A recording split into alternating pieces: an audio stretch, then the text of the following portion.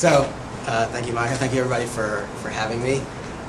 So, before I launch into sort of state of play in Washington, not much is actually happening, so that part will be briefer than it might otherwise be if we had sort of two functioning houses of Congress.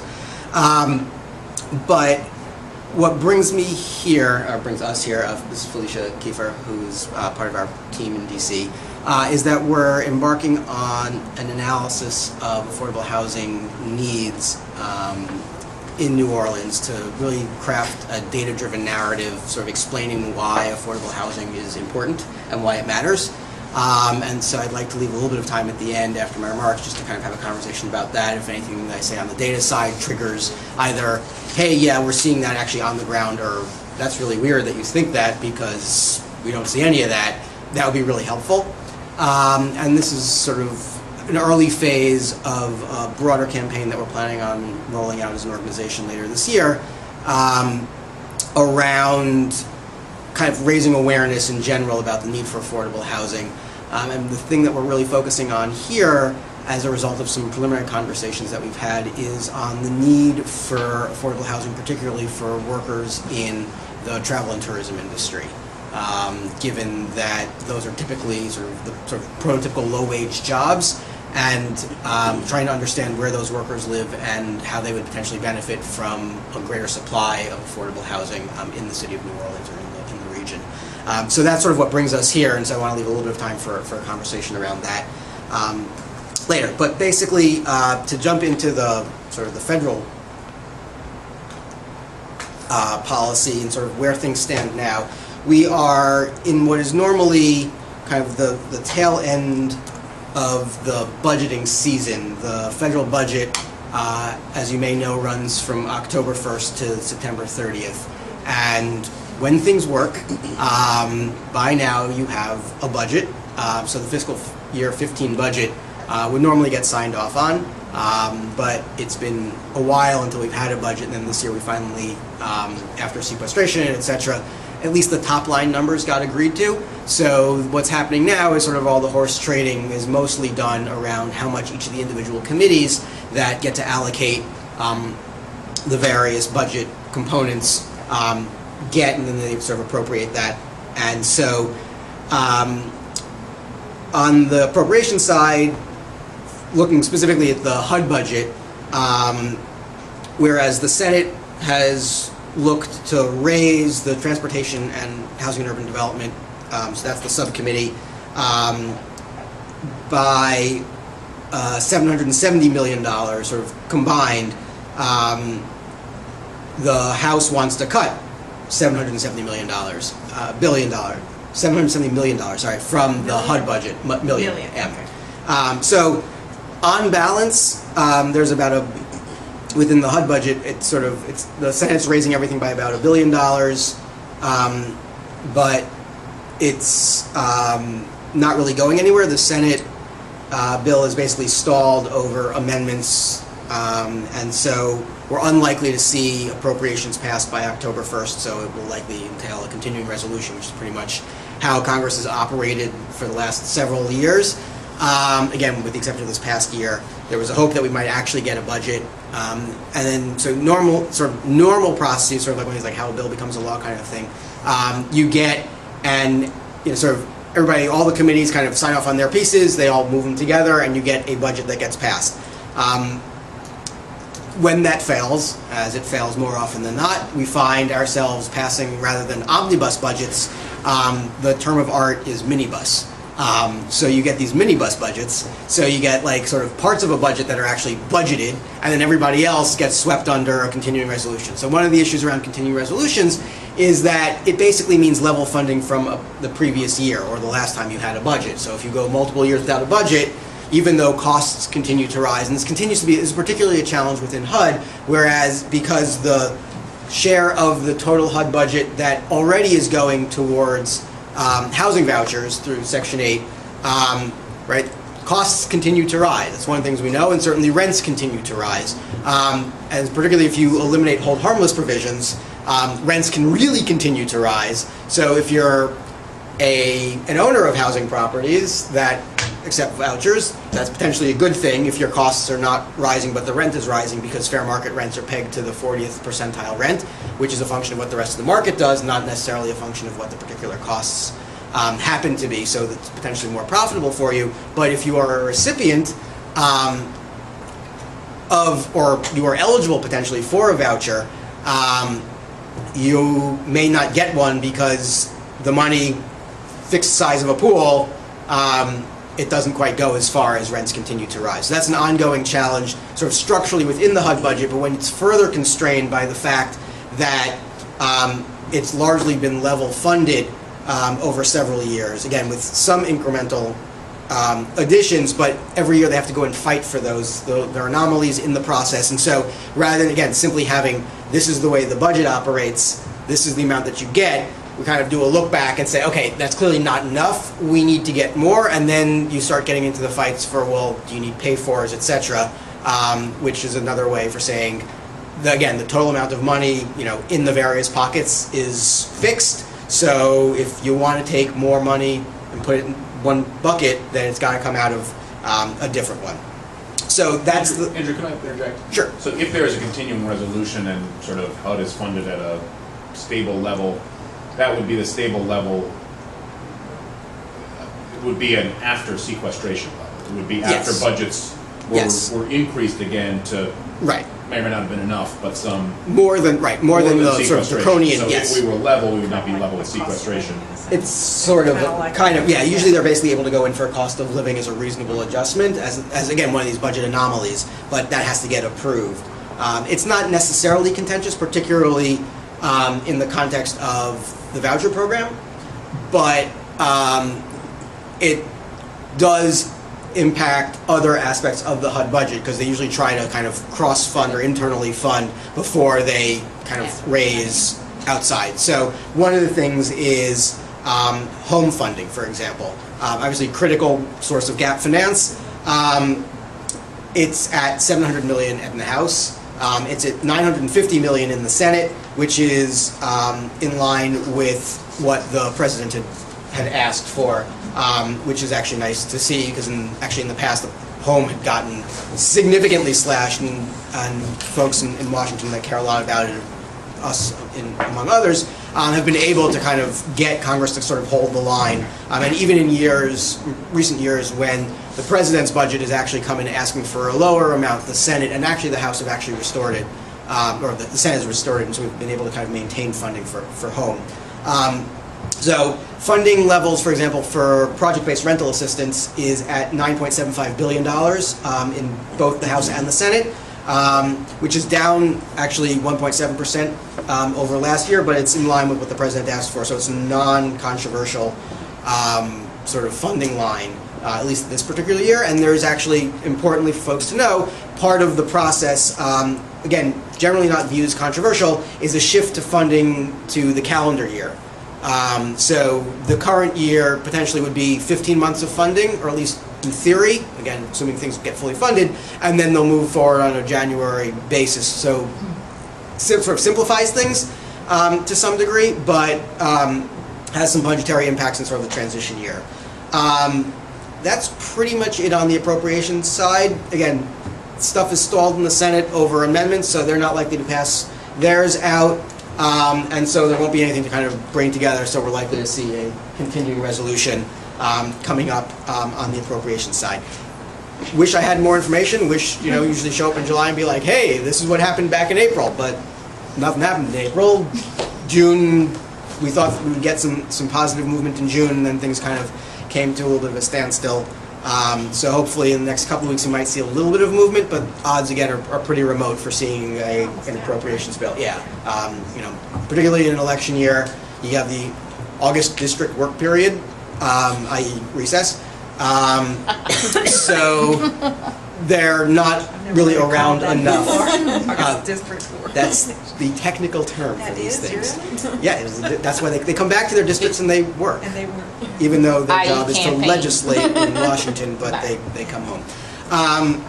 So that's pretty much it on the appropriation side. On the tax side, again, the housing extenders around the extension of the 9%, 4% crediting rate floors. and new markets tax credit, which obviously has to be extended every year, have stalled in the Senate. There's actually minimum crediting rate legislation that's been introduced in the House, which is a positive step. But again, Congress isn't doing much until after the November election on taxes. Dave Camp, who heads up the tax committee in the House, is retiring. So that he was a big advocate for tax reform.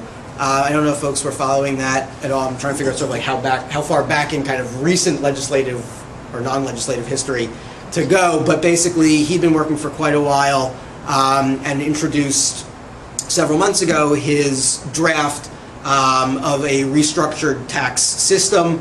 Of note, actually, that his explanation is this thing's way too complicated. We're starting at square one. We're taking, sort of everything is sort of up for discussion, and we're taking all the tax loopholes off the table. All the tax breaks are off the table. We're starting with as clean a policy as possible. The low-income housing tax credit was one of two tax credit programs that was explicitly included in his proposal. So the work of the Action Campaign, I think, was absolutely critical in that. And if you're not involved in the Action Campaign, you should visit the Action Campaign's website, sign up, get the newsletters. So it also gives you a sense of what's going on a more frequent basis in DC. We send out a bi-weekly, every 2 weeks. Never remember which way that works. Newsletter, but kind of gives you the latest and greatest news coming out of DC, as well as some recent research and things like that. It's kind of a good way to keep your pulse on kind of what's happening. If you want kind of a daily update, we also have just a really short, sweet email that goes out with kind of industry-related news and political developments and things like that called Community Developments, and we can get you guys signed up for that if you're interested. So we can certainly get that moving if folks want. Andrew, what was the other one? So it's called Cap Express, and it comes out every other week on Mondays and gives you kind of just a good feel for kind of motion or lack thereof in DC.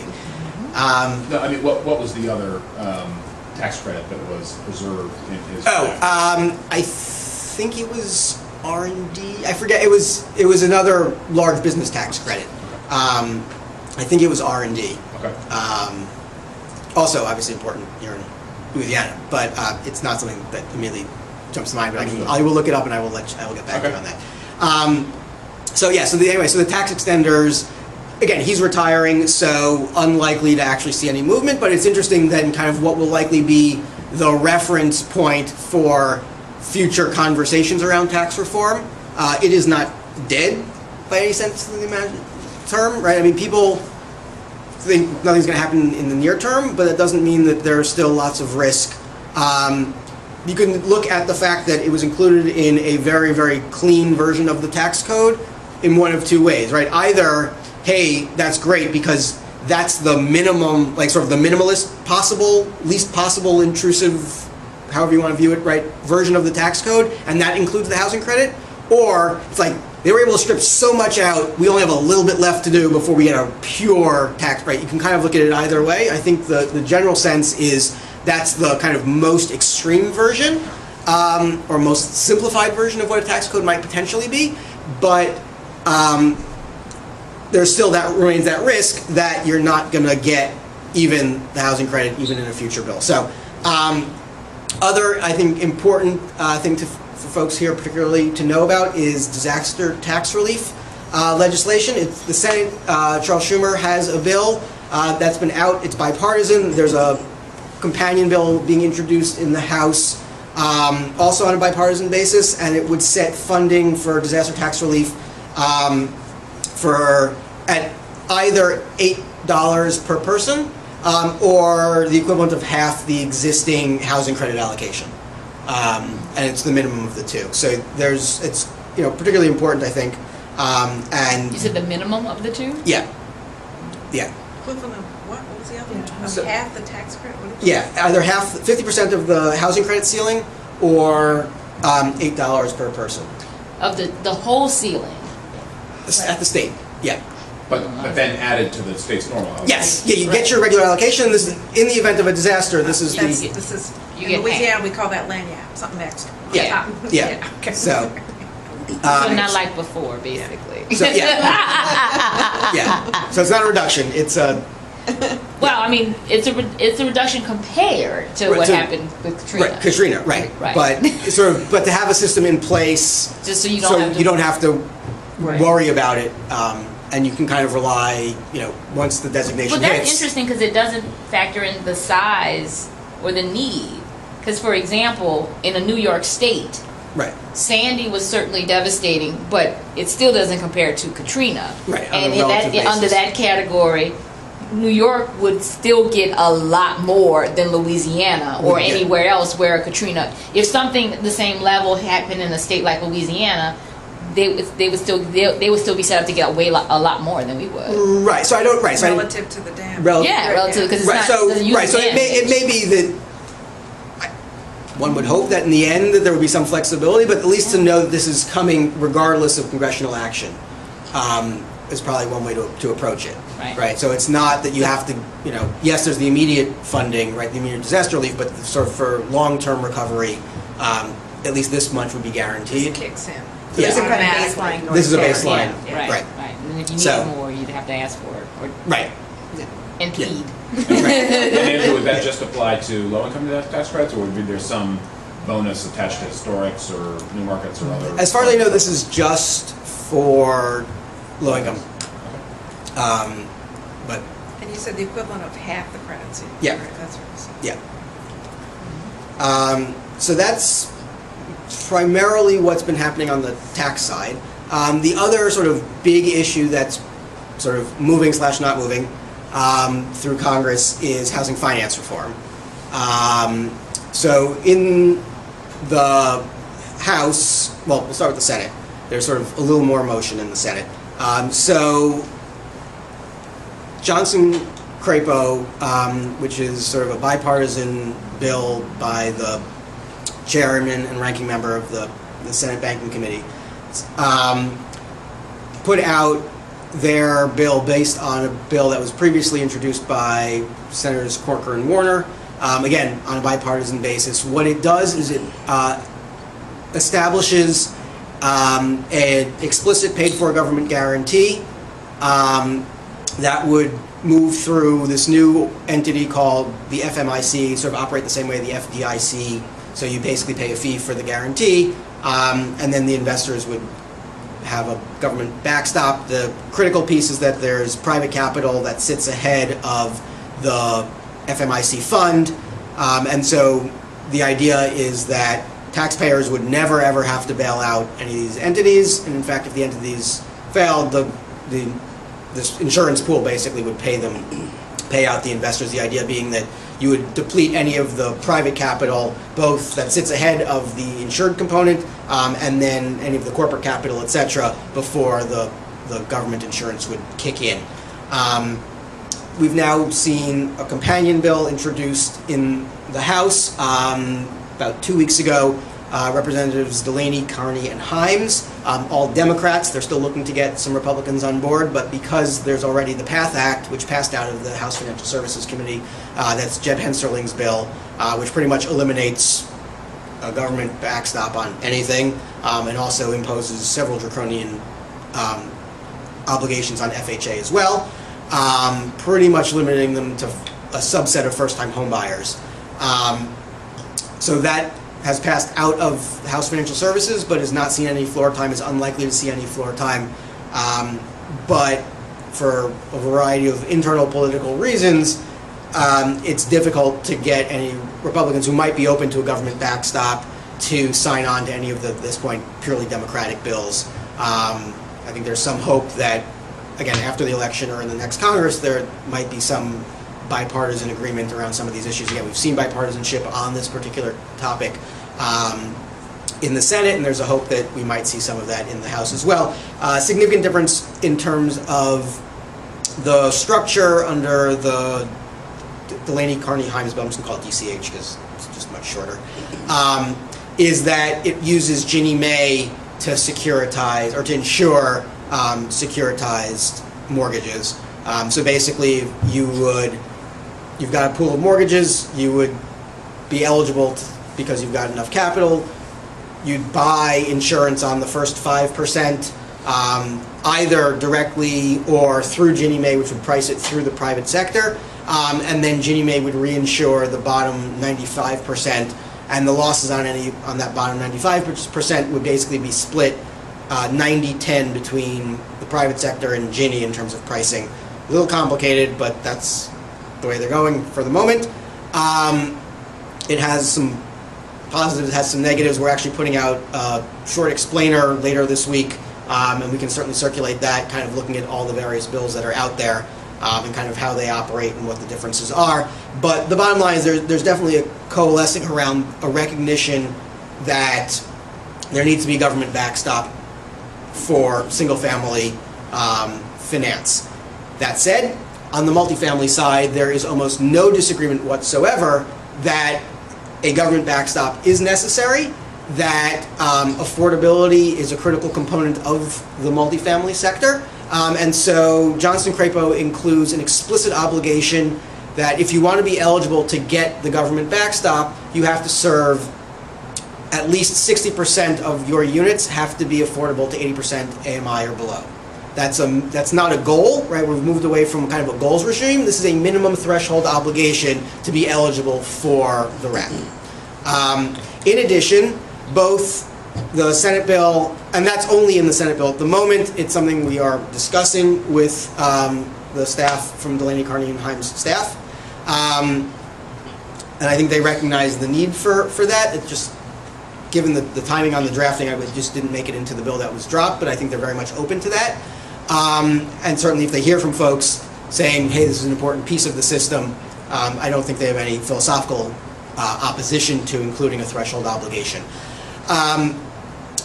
The bills also include, again, separate, aside from the PATH Act, which just winds everything down, the bills also include a 10 basis point fee on securities that go through the system, which would fund both the Housing Trust Fund, the Capital Magnet Fund, and a new Market Access Fund. The goal of the Market Access Fund is to provide credit enhancement on new products, innovative products that otherwise might not be securitizable, and also include opportunities for small multifamily pilots as well. So thinking about different ways that you could potentially securitize small multifamily as well as mortgages issued by smaller lenders that are typically don't have access to the system, either using the federal home loan banks or other mechanisms without discriminatory pricing to get them into the system. So very good also for smaller community banks and regional lenders that otherwise might get priced out or have differential pricing in terms of their ability to access the secondary markets. Also importantly, the DCH bill, because it's moving through Ginnie Mae, also would impose that 10 basis point fee on all FHA mortgages. And the argument for doing that is, A, it creates a broader base, so it's less,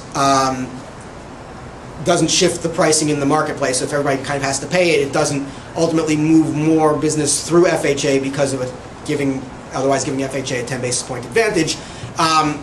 And also, obviously, having a broader fee would raise additional revenues for the Trust Fund, the Capital Magnet Fund, and the Market Access Fund. The breakout of the funding is that 75% of the funding was for the National Housing Trust Fund, 15% is for a Capital Magnet, and the last 10% is for this new Market Access Fund. That's the split of the 10. So you get the sort of 7.5, 15, and or 1.5 and 0.1. Sorry, my notes keep timing out. So that's sort of the major sort of pieces of legislation that are happening. Other kind of just some other new initiatives. A Pay for Success bill around green housing was recently introduced in the House. Also a bipartisan bill, so we're rather optimistic that we might see some movement on that. And then the other, I think, important piece to be aware of is that the RAD program the Senate approved an increase in the number of units eligible for the pilot to, I believe it's 165,000. So we haven't seen any movement in the House yet, but that's potentially a very significant increase for that pilot, which we think actually is doing quite a lot of good. What is it, the RAD? The RAD program. So it's basically, it allows, the way the RAD program works is that public housing agencies can partner with private and nonprofit developers. Basically, it's sort of the next generation of Hope 6 to some degree. And it creates basically they're able to exchange existing units for vouchers for retention and things like that. So it's just a much more flexible program, and they're sort of in the process of rolling it out. There are 60,000 units eligible today, so this would be a significant increase. It's not without some controversy. Maxine Waters is not a fan of the program. And that's led to some tension, some of the reasons why we haven't necessarily seen similar movement in the House that the Senate has taken up. That's kind of it that I have in kind of like the Washington Inside the Beltway updates. Any questions before I kind of move on to some of the just general trends that we understand in terms of affordable housing needs and some numbers for the New Orleans area?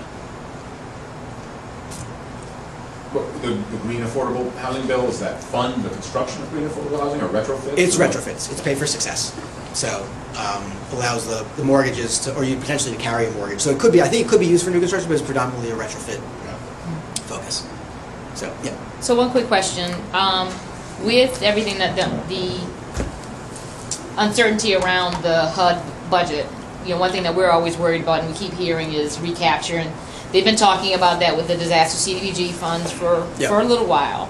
And the state has been behaving accordingly and trying to, saber rattle at their big contractor who stole all the money and ran away.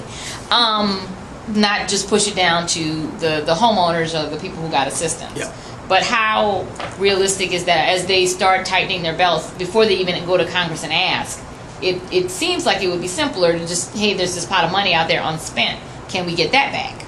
That's always a risk, and certainly as they kind of approach year end and identify. And part of it also is that before they can ask for more money, right? They, the appropriators kind of say, or even the OMB, right? So even like within the agencies, the president's level, they kind of look around and be like, well, you can't ask for more money if you got this still sitting here, right? And you can say, well, no, it's obligated, it still hasn't, right? So there's always that risk. And they say, so, if it's been obligated, if it hasn't been spent, and as long as the program, it's a little bit easier for them to protect. But I think there always is some risk that they might try and claw some things back. Now, that said, I guess I probably should have mentioned also that there is a new HUD secretary. And there is a new OMB director. Right.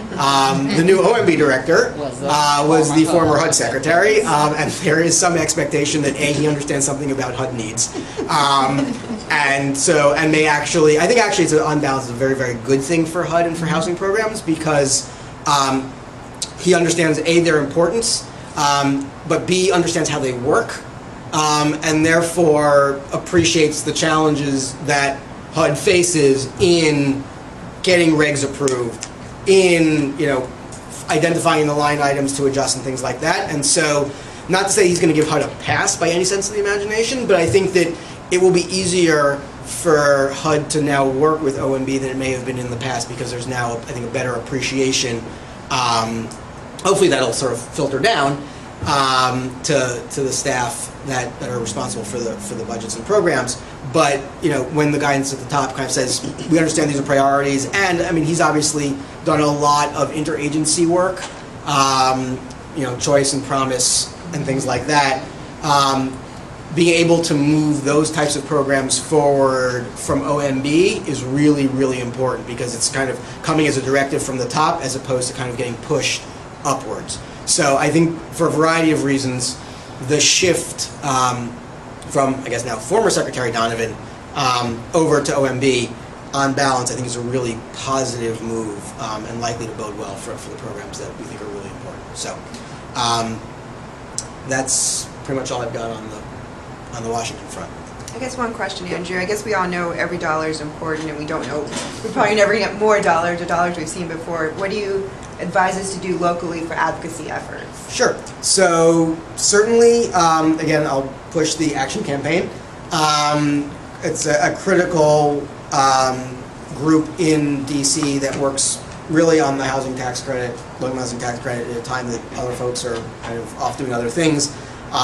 Very vigilant, really has a very good core group of organizations. It's Enterprise, we work very closely with NCSHA and a number of others to really make sure that the importance of the credit stays on Congress's radar screen in a variety of ways. And then, locally, when you have developments that are funded through a variety of sources, ribbon cuttings, openings, etc., groundbreakings, meet residents. I mean, to understand that these are tangible places where people live and have community really can impact not only at the local level but at the federal level. So I would say, kind of at a minimum, keep doing that stuff. And then again, we send out action alerts and things like that, and so sign up for our lists, and we can kind of, as things break and you need to know, we can kind of give you guys guidance on, hey, this legislator sits on a critical committee. If you have a local relationship, please reach out and X, Y, or Z. So it's working with the district staff, it's working with the staff in Washington, and again, as needed at the agency level, working with HUD administrators and things like that as needed to reinforce the value of the work that you guys all do. So that's kind of the critical pieces, I would say. So turning now to kind of affordability in the New Orleans metro area.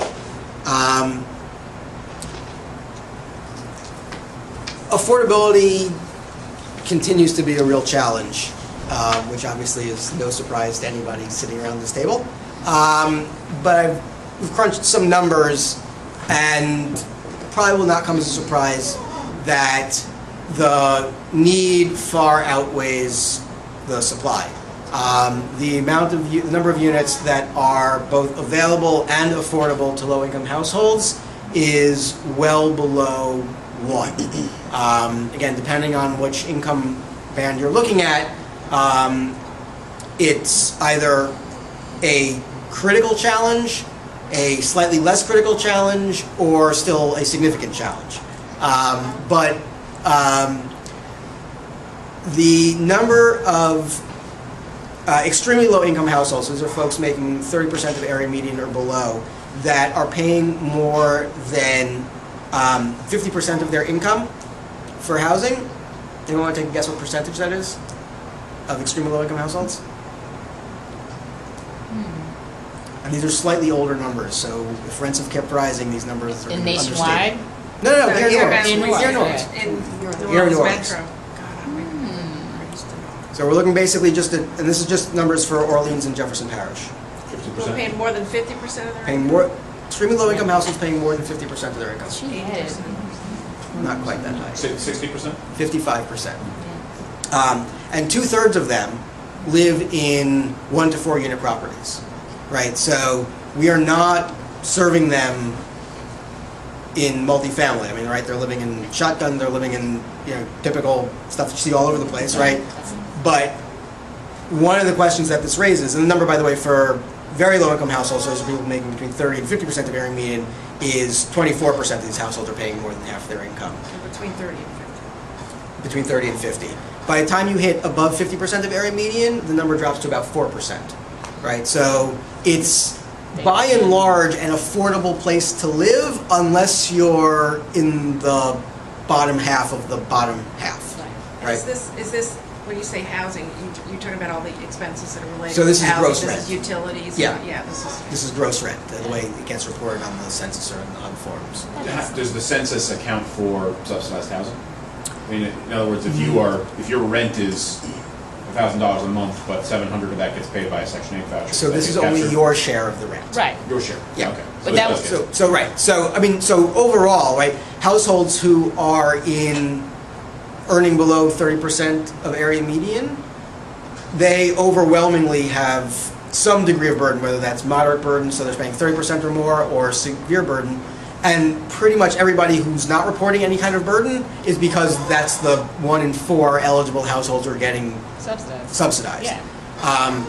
So pretty much nowhere in the country can you be poor and well housed but for federal programs or state local programs, right? So part of the challenge, right? So one of the questions that naturally emerges from this is this a supply problem or is it a demand problem? Or more likely, right, is this a supply problem masquerading, or rather a demand problem masquerading as a supply problem, right? So we can't provide these units, right? But the reason why you can't provide these units is because at the amount that people can afford to pay, right, that house is going to fall down around you. Can't be, yeah. Right, you just can't, the operating costs can't be met by the existing wages. And so, again, one of the reasons why we're looking at particularly the travel and tourism industry is because there's a very high concentration of low-wage workers there.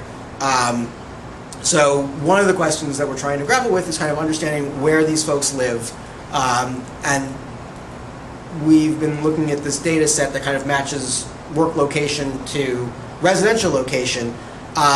And so some really interesting numbers have emerged. We can't get the data specific to the tourism and travel industry, but when you look at workers who make less than $15,000 a year, right? So the people making about $12.50 a month or below is the lowest category broken out in this data set.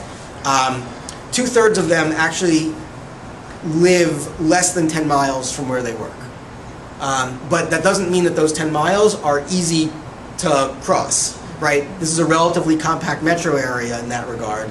And so going 10 miles is tough if you don't have access to a reliable car and have to potentially cross most of the parish, right?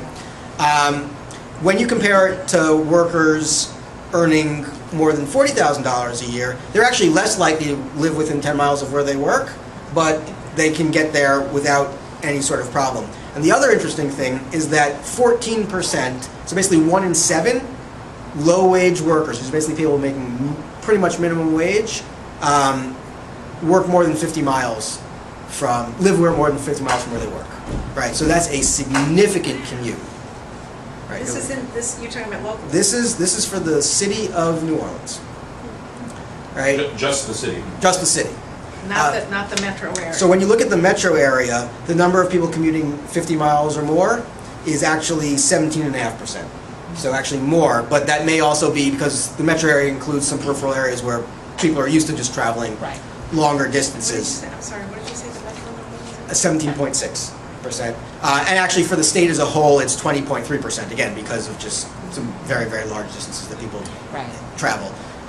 Very rural, sort of understandable. But for a metro area to have, 1 in 7 workers traveling more than 50 miles to get to work, that's 1 in 7 low-wage workers. low-wage workers. Yeah, low-wage workers. So this is not, oil pipeline workers who have to drive all the way out to, the edge of the. And that's the Gulf.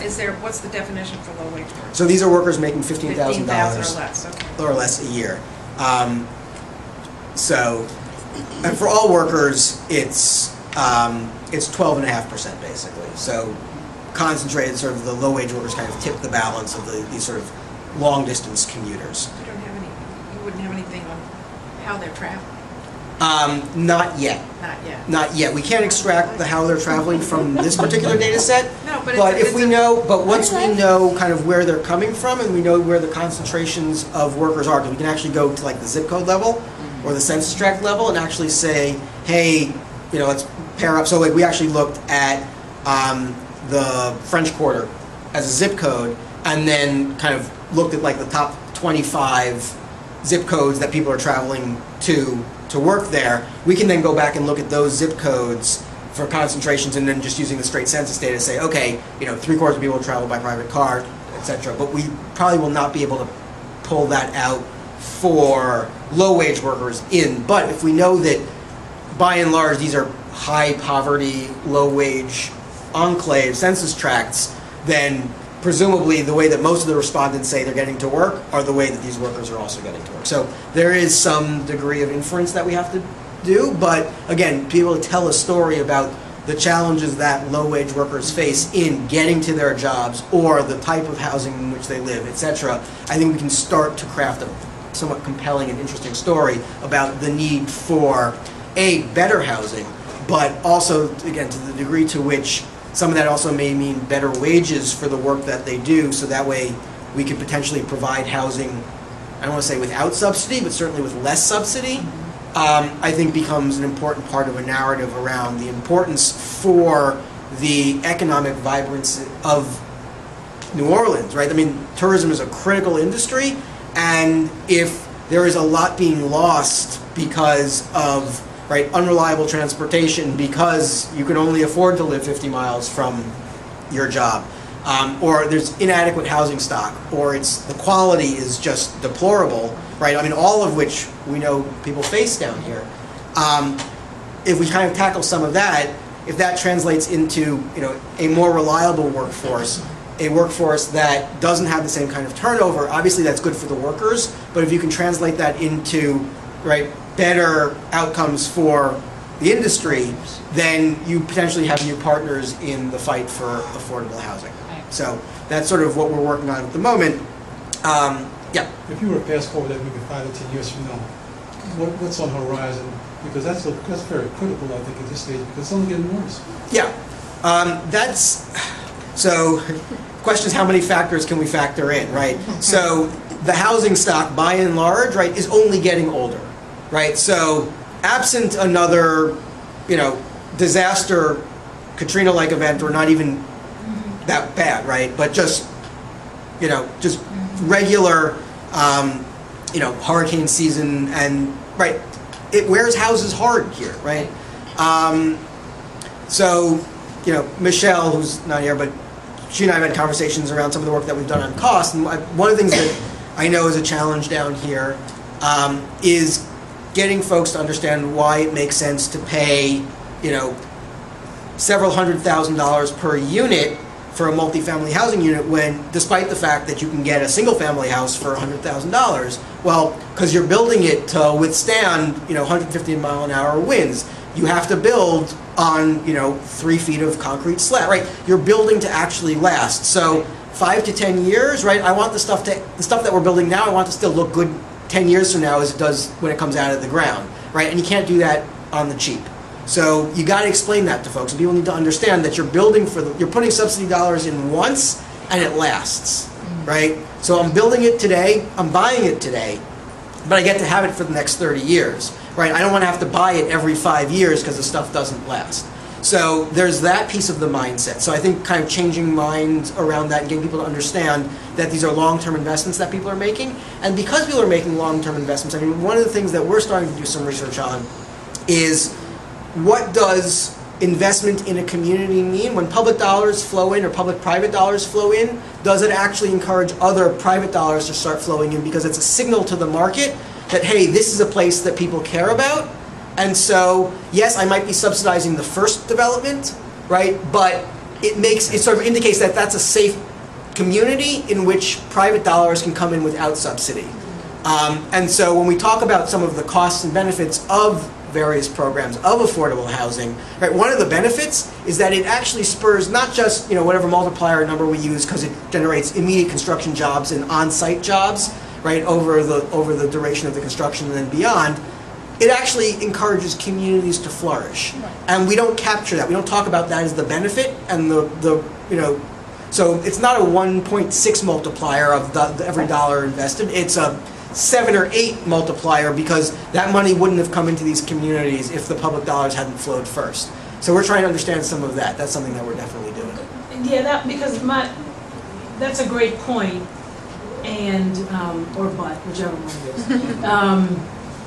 Because when you have limited, I'd be interested in where that data is and where you can actually find the results of that. Because one of the challenges with public sector dollars is when it is limited and the need is so great, then it's trying to stretch those dollars. And so the reticence to support, $300,000 a unit cost is that we will only be able to build 10 units as opposed to the 100 that are needed because we're paying so much for each unit. Yeah.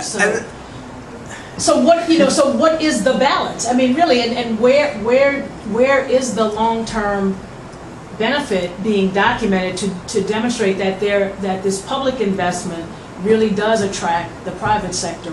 So two things. So one is, so the research on the sort of broader benefit question is something that we are just starting to get into now. And we have a research partnership with USC, and that's one of the questions that's very much on our radar screen as we start the research partnership. So we're very specifically going to be looking at that. It's a question that a lot of people are asking, and so we're trying to figure out exactly how to structure that. But the thinking is that we would be looking at looking back actually to Hope 6 developments, but we may also be able to do some tax credit related analyses as well, and using parcel level data understand when new development takes place around a site and what the scope of that development, and then trying to, so sort of data intensive and sort of locally focused, and so we're trying to figure out kind of the right places to identify to be able to do that, but that's work that we're planning on doing in the next year or so. So no immediate answers on that, but it's definitely a really important question, very specifically for the reasons that you identified. That said, we've actually just come out with some research around cost and what drives cost and ways we can control cost. And we did this work in conjunction with the Urban Land Institute. We did a series of, we probably spoke to about 200 practitioners, stakeholders from across the country, really trying to understand what drives cost in both kind of across the board and reflective of local circumstances. Certainly there's a lot at the local level which can either assist or impede development. But the lens that we approached it through was from a process perspective to understand the interrelatedness of the various programs and the various procedures to be able to say, okay, well, one of the challenges is that, this funding source and this funding source, not that they don't play nicely because people figure out how to get waivers, but this gets allocated in April and they don't make decisions till October, and I got carrying costs that if I'm thinking about doing this one, but I need that, I gotta either, am I doing it this funding cycle or am I doing it that funding cycle? Or how frequently does the QAP change? So I've got several possible sites I could develop, but depending on how the scoring is going to work, either that's going to score much better or that's going to score much better, or that one is, and I've only got the capacity to put in one application. So if changes are coming, do I think, well, if it's going in this direction, then I'd rather do this year before, I lose it entirely, but that, right? So getting some consistency around changes to the QAP. So one of the things that we've recommended is don't make QAP changes every year, right? Do them every other year, every third year, kind of let it sit for a year, telegraph what's going to happen, try it, observe it, right? And then kind of do it on a sort of rolling basis so people get a little bit of certainty around when the changes are coming and the types of changes you might be able to expect. So that's one of the things. Sort of consolidating various funding sources, particularly if you've got multiple local sources, get them all to kind of play nicely with each other, both pre-process and post. To the extent that you need waivers, get those kind of lined up, but there are a number of things that we're looking at. State of Massachusetts, for example, basically mass housing comes in the senior lien position, and all the other funders basically agree to use their documentation and line up behind them in junior positions. It streamlines the underwriting, it streamlines the process. There's some other places that are looking at, when you're looking at more philanthropic dollars coming in, kind of getting all of those funding sources to kind of get on the same calendar. I don't think anybody's quite the single application stage yet, but they're moving in that direction. So trying to kind of streamline some of the financing, which can be some of the sources of challenge. Eliminating some of the local hurdles that you have to jump through that may have been put in place with very good intention but have very costly impacts. So for example, there are a lot of places that for reasons of good government, and I totally understand this, basically say, no, everything has to go out for bid, so you submit your application, then you have to get your GC, then you have to get your, right? Well, if you put your development team together on day one, they might identify certain site-related issues that, wouldn't come up until later. But if you can't get your GC to walk the dirt, right, and say, wait a second, you got some marsh issues and some subsidence here, we've got to, we're going to have to, rather than have to re-engineer it and go back for cost adjustments, because you know what, we have to pour additional concrete because we have to bring it to grade, and right, and our contingencies, right, so I understand, right, you want to have an open bid process, but sometimes that gets in the way of, controlling costs. So those kinds of issues, sort of building capacity, obviously, within organizations to kind of get the expertise or have a source for some of this expertise around, the GC. Is there someone that you can rely on? Do you do it internally, do it externally? What are the implications, right? Some of it's a question of scale. So all sorts of things. On the funding side, a bank may be in a deal both as an equity investor and on the debt side, yet you're still submitting 2 application packages, right? Like, get them to talk to each other, right? So all of these sorts of issues are things that we've both identified and have a set of recommendations, and we can certainly, again, circulate the report to folks, again, identify ways in which some of those challenges can be addressed locally. We've actually worked, and we're in the process of figuring out how we do this. We're sort of providing technical assistance around some of these cost issues. We just did something in Minnesota called the Minnesota Housing Challenge. We got some funding from a local foundation. We partnered with Minnesota Housing Finance Agency and the local ULI District Council. And what they did was they made some money available for process improvements or recommendations in ways in which costs can be constrained. And Minnesota Housing took upon themselves that they would, look at all the submissions and think about ways in which they could implement the best ones. They awarded, there was, I think, a $70,000 award, was sort of the first place prize. The sort of top 3 finalists each got $10,000 to bring their recommendations to kind of like a final phase, and then the winner was going to get $70,000 again to bring towards implementation. So it wasn't simply, oh, thanks for your ideas, but it was actually, there was some money behind actually putting these things into practice. And so it's important, obviously, to have somebody locally who's committed to doing this and can actually affect some of that change. But again, it doesn't have to be through a competition, but that was sort of a way of getting some of the best ideas that we could identify out there. So we're definitely very much engaged in this cost question, and again, are really trying to figure out ways in which we can work with folks on the ground to implement some of the best practices. So, other questions? Anything I didn't touch on that you might want to know? I'm just curious about kind of what happens next here. I mean, you say you're starting this. What's the timing of it? And so the cost work is done. That's out there, and we can circulate the research on. Where have you shared that? I mean, just with other state. Yeah. So NCSHA has been very interested in. So we've presented. A colleague of mine who was a co-author just presented at the conference in Chicago at the end of June. Again, we're sort of talking to specifically interested state housing finance agencies. There are a number of local folks who are interested in working on some of these within their cities. I was out in California in May talking about some of this. So there's definitely it's definitely a hot button issue and a lot of topic. how do we get that information? We can. Yeah, it's on our website. It is. We can forward it. We'll send a link around.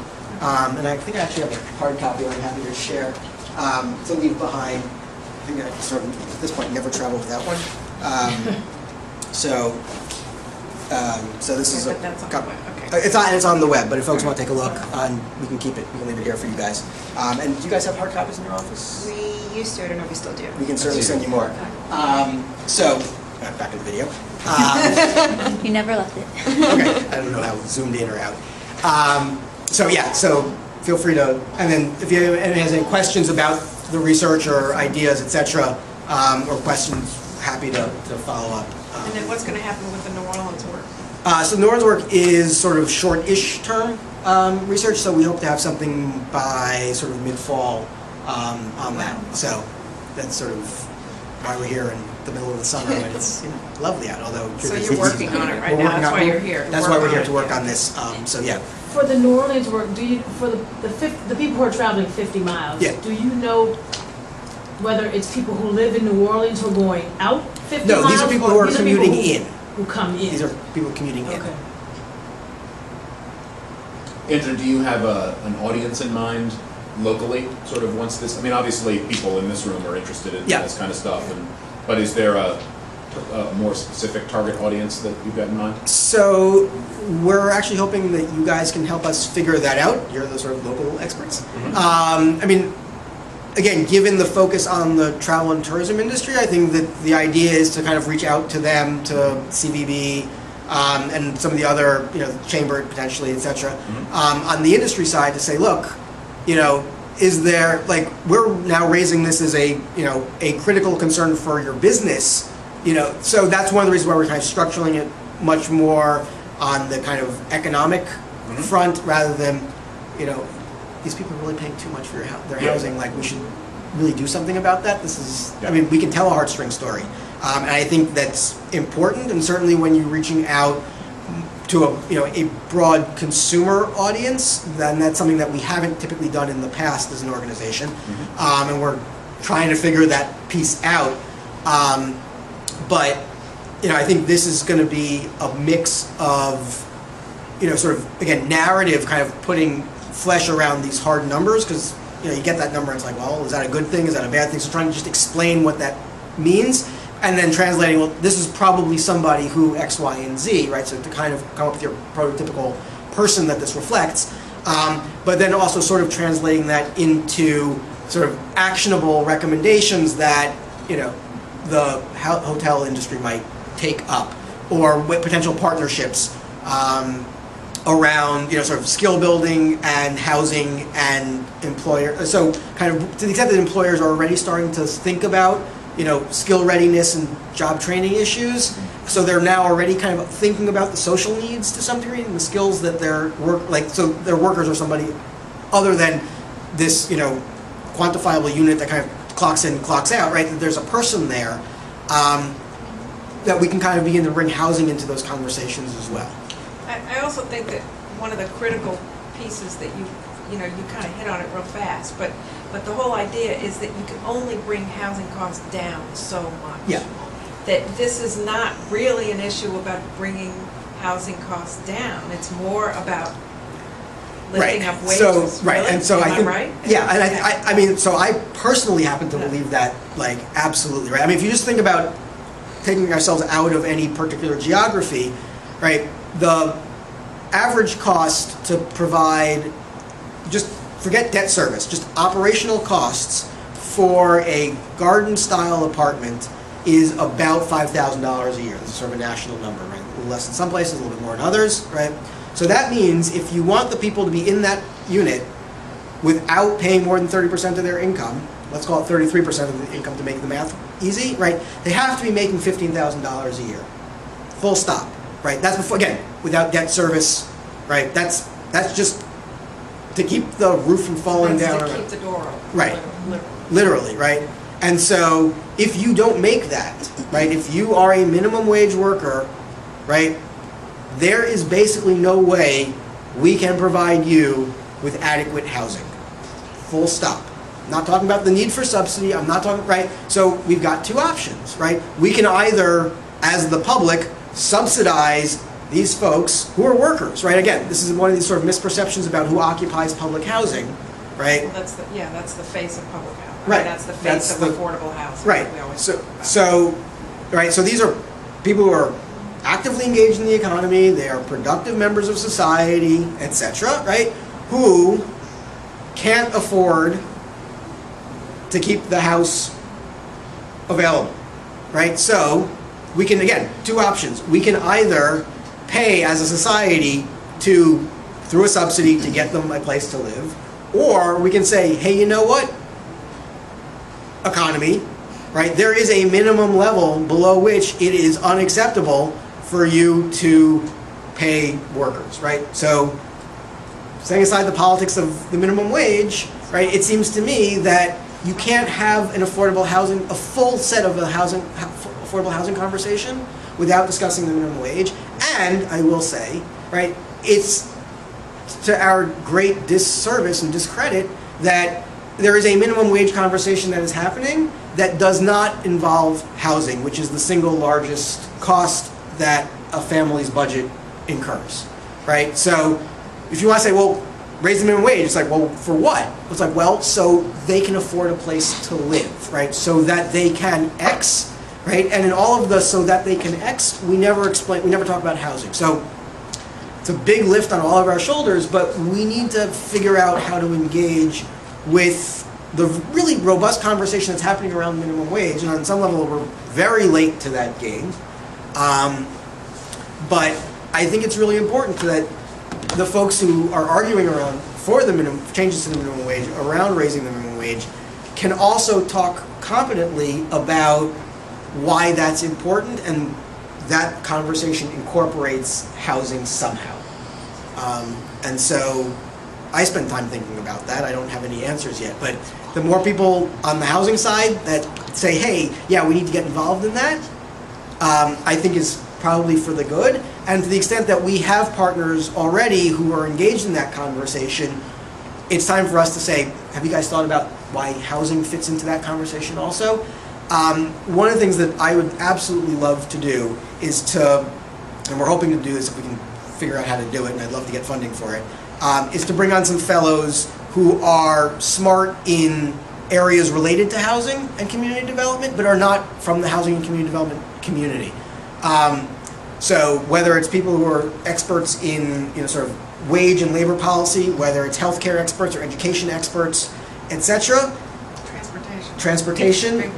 We do a lot in the transportation space already, so I think that's an easier, a little bit of an easier lift, and I think those conversations are already starting to happen in ways that they're not quite happening in some of these other areas. So people who already have the connections and the networks in these other spaces, get them, we'll host them for a year or two, get them smart on housing, and then send them back where they came from so that they can talk, again, competently and coherently about the need for affordable housing in their own communities of practice. One of the reasons why I think transportation, we're quite a bit further along, is that at least on the funding side, for the last several years, we've been able to get several thousand organizations nationally to both transportation and housing and community development and social service organizations jointly signing on to appropriations letters. So that's been, we've seen, I think, a remarkable transformation just in the advocacy communities, bringing the transit, transportation, and community development and housing folks all together, kind of because it moves through the same committee, rather than kind of fighting for the same pieces of the pie, to actually come together in a single voice and say, we need a much bigger pie. So I think it's starting to happen there in ways it's not quite happening in the health and education and others. So.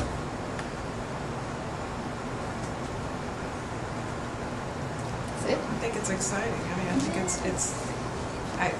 I've always been one of those folks who believes in terms of advocacy that, yeah, you have to know your audience when you're talking to them, and it may be, for some people, social justice is gonna ring their bell, but for other folks, they go like this. Right. And so when you can talk in terms of workforce and in terms of what this means to keep businesses going, it sounds like what you're talking about here is that the tourism economy, that we always talk about diversifying here, but yes, that is a cornerstone here,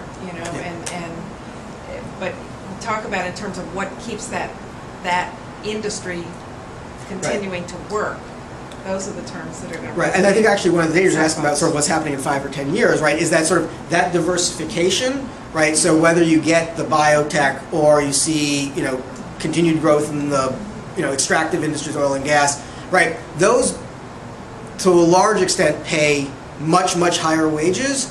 And so, not saying gentrification is like going to happen immediately, but there is definitely a lot of risk, particularly in, close-in neighborhoods that were forgotten for a very long time, and those populations, right, that housing stock that was mostly adequate, right, pre-Katrina, right, which most of didn't come back, right, to the extent that it came back, is going to get snapped up, right, and now where do people go, right, so okay, so I think there's a real danger. So diversification, good, but not without some real challenges. And we still need and love and want our tourism industry Right, too. right, right. Bourbon Street's not going anyplace. Right, no, But, but you can, I mean, that's where you put the pressure on from paying a living wage is Right. what is the impetus for a for-profit entity to pay a living wage when there is an overabundance of employees, even though they're having ridiculous turnover, they're not consistent, but they'll just keep churning out those low-wage jobs because there's 10 other people who will take it, even if it is for a month. right, so. It'll get them through the high Right, so part of so part of it is that there is definitely a seasonality to this, right? Right. Which is, right, particularly in the tourism industry. So grappling with inconsistent wages is something that we collectively do not do a good job with. Right, so you kind of peg to like, well, your monthly rent is this and your monthly wage is this. Well, yes, right, we need to kind of figure out ways of sort of smoothing some of the housing costs to kind of match the income flows of people. And we're doing some thinking on that also around renter stability and ways in which you might kind of build in some escrow payments into sort of creating these IDAs. So, Right, but also, but some of that's education. right, there are multiple if you look at factors someone and that- say, okay, you're bringing in $30,000 a year, and it's either front loader or it's back loader is in the middle. Right. You have to have a savings plan Yeah. for the times that just like teachers have to do that. Yep. But a lot of people aren't taught to do it. Right. And they don't know how to do it. It's feast or famine. Yeah, and there's a whole literature around kind of consumer financial education and sort of whether it works, whether it doesn't work, and when it works and when it doesn't. I mean, it's very complicated. There's actually, unfortunately, a lot of literature that seems to indicate that it's far less effective than we would hope. But there's still, I think, we have learned about some critical bright spots in places where it actually is very impactful. So is that why in the midst of the mortgage crisis, Congress defunded homebuyer education? There's nobody going to buy a house again. So,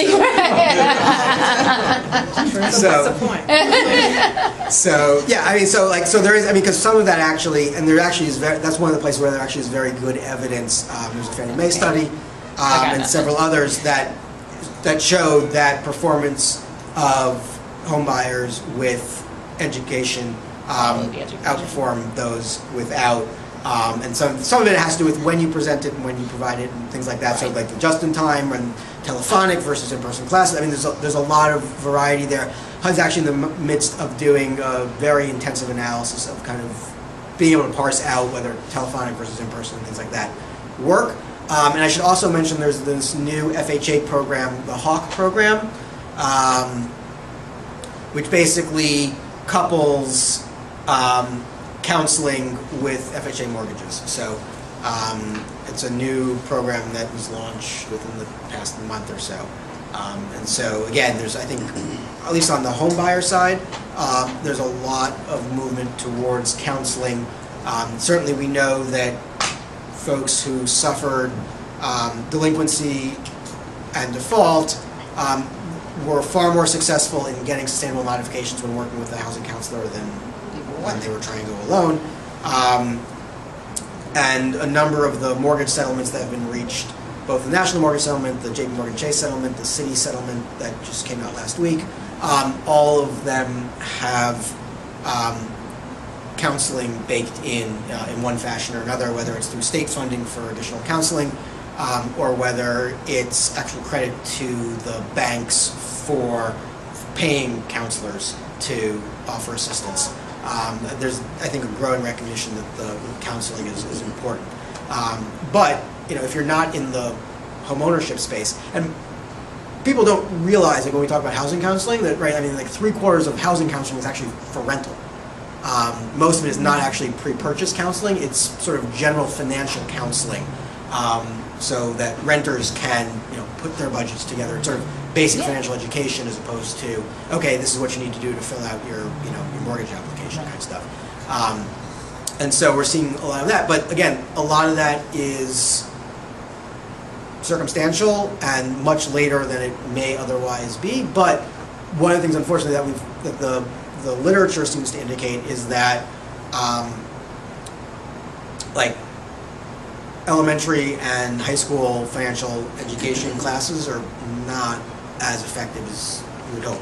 In part because the financial products that most people are offered are very complicated, and until you've mastered algebra and compounding interest, like it's not going to make any sense to say, well, this is why you should save because $1 today will be $1.10 tomorrow, will be $1.25 in 5 years.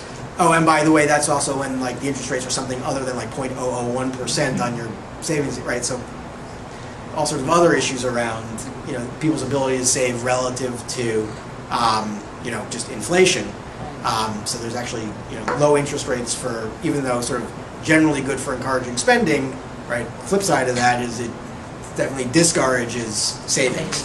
And for folks who, right, with inconsistent incomes and things like that, that really do need, kind of to be able to plan out a year's worth of expenses based off of, 3 months of income, even if it's very good income for 3 months, right? If it's gone by month 6, right, those last 6 months are impossible to get through, even if, on balance, it looks pretty good up front. So those are all sorts of challenges that people, I think, and I don't have good answers for some of that. Well, thank you, Andrew. We'll definitely send out the link with the cost study. I know Lindsay already does the Capital Express every other Monday, so we'll keep on sending that out. So. Yeah, and if folks are interested in community developments as well, we can send out a link to how to sign up for that. Perfect. Thank you.